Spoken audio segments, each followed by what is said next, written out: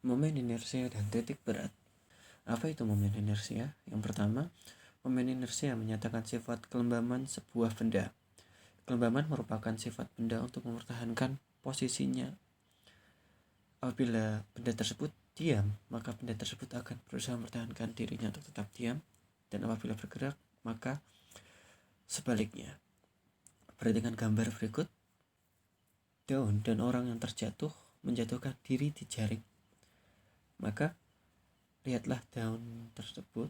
Daun tersebut berusaha mempertahankan dirinya untuk tetap diam. Lalu selanjutnya adalah video di mana orang yang berada di dalam kereta yang bergerak berusaha kabur dari kereta tersebut, dan yang terjadi adalah orang tersebut terjatuh karena dirinya mempertahankan posisi tetap bergerak. Sedangkan pada video berikut adalah tentang air yang berusaha mempertahankan bentuk awalnya walau hanya sesaat setelah balon diledakkan.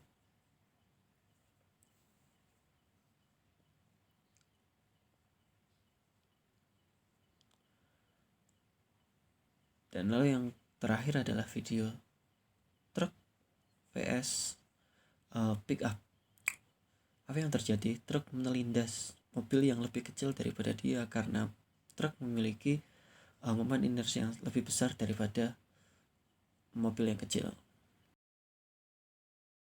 Oke, selanjutnya yang kedua adalah tentang momen inersia partikel, di mana terdapat partikel bermassa dengan satuan kilogram, lalu ada jarak R dengan satuannya adalah meter, memiliki jarak terhadap suatu poros putar, dan partikel tersebut bergerak, berotasi. Maka hubungan antara massa dan jarak adalah sebagai berikut.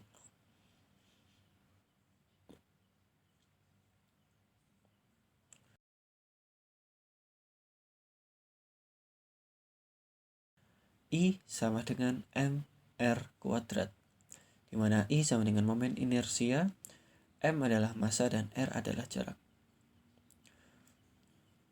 Lalu apa yang terjadi apabila terdapat lebih dari satu partikel bermassa dengan jarak yang berbeda-beda tentunya dari poros putar? Di sini ada R1, R2, dan R3. Lalu ketiganya berotasi bersama-sama, maka perhitungannya adalah sebagai berikut. I sama dengan sigma mr kuadrat, di mana sigma berarti menjumlahkan masing-masing momen inersia partikel, mulai dari partikel 1, partikel 2, dan partikel 3. Lalu khusus untuk momen inersia benda tegar, di mana kita perlu memahami terkait perbedaan terlebih dahulu antara partikel dan benda tegar. Partikel merupakan pengandaian suatu benda adalah suatu titik tertentu, sedangkan benda tegar seperti yang kita lihat adalah bentuk-bentuk nyata seperti silinder, bola, ataupun kubus. Lalu momen inersia benda tegar memiliki konstanta yang berbeda-beda, tergantung pertama ada bentuk benda, kedua kepadatan benda, dan ketiga poros putar benda. Perhatikan gambar-gambar berikut. Berikut adalah contoh dan penerapan dari benda serta konstantanya. 3 benda berikut memiliki konstanta yang berbeda karena memiliki bentuk yang berbeda. Bola, tabung, silinder tabung maksud saya, dan juga silinder biasa. Lalu ini adalah konstanta yang berbeda karena memiliki kepadatan yang berbeda. Yang atas pejal dan yang bawah berongga. Seperti yang kita lihat ya silindernya. Lalu untuk yang kedua, ini adalah bola. Yang atas merupakan bola pejal dan yang bawah merupakan bola berongga, sehingga memiliki nilai konstanta yang berbeda, 2/5 dan 2/3. Sedangkan yang terakhir adalah batang ya, batang silinder. Batang silinder yang di atas diputar melalui sumbu putar tengah atau tengah-tengahnya, sedangkan yang bawah melalui ujungnya. Lalu kita beralih ke titik berat. Oke, pernahkah kalian memutar bola di tangan kalian? Nah, itu adalah salah satu contoh titik berat penerapannya. Lalu yang pertama kita mempelajari tentang titik berat pada persegi. Oke, di sini ada diagram kartesian, ada X dan Y, masih ingat ya kalian? Lalu ada kubus dengan panjang dan lebar 4 cm dan 4 cm.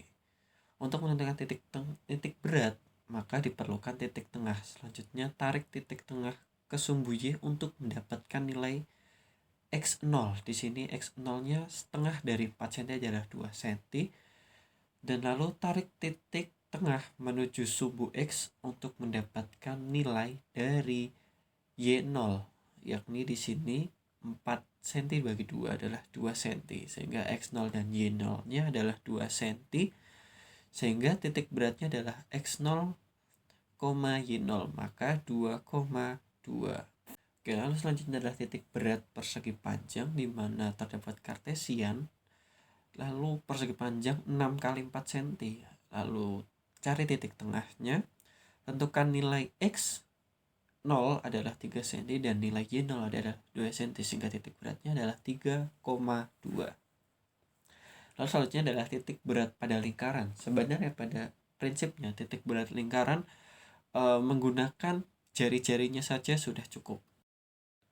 Diameternya 6, maka jari-jarinya 3, sehingga titik beratnya adalah 3,3. Lalu selanjutnya adalah titik berat benda yang melayang atau tidak menyentuh tanah, seperti itu. Titik beratnya sebenarnya sama saja. Di sini ada kubus 3 kali 3 cm. Seharusnya titik beratnya adalah 1,5 dan 1,5, baik di sumbu X atau sumbu Y. Akan tetapi karena dia melayang, maka sumbu Y-nya ditambahkan sebanyak ketinggiannya. Di sini ketinggiannya 2 cm, sehingga nilai Y0-nya adalah 3,5, sehingga titik beratnya adalah 1,5, 3,5. Namun bagaimanakah untuk menentukan titik berat dengan bentuk gabungan seperti gambar berikut? Di sini ada 2 bangun yang disusun bersamaan. Untuk menentukannya bisa menggunakan cara yang pertama. Ini adalah untuk dimensi panjang.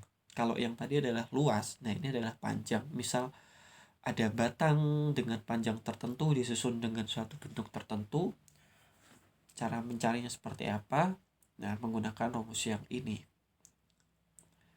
Nah, ini adalah dimensi luas. Nah, ini seperti yang bangun-bangun yang tadi sudah dijelaskan. Ini menggunakan persamaan yang ini.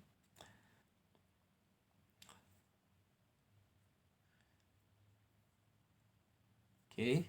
Dan yang terakhir adalah untuk benda yang berdimensi volume atau ruang, semisal bola, kubus, balok, dan lain sebagainya. Dia menggunakan persamaan yang ini atau volume, seperti itu. Jadi adalah materi yang kedua untuk hari ini. Kita akan sambung lagi besok. Jika ada pertanyaan silahkan ditanyakan. Sampai jumpa.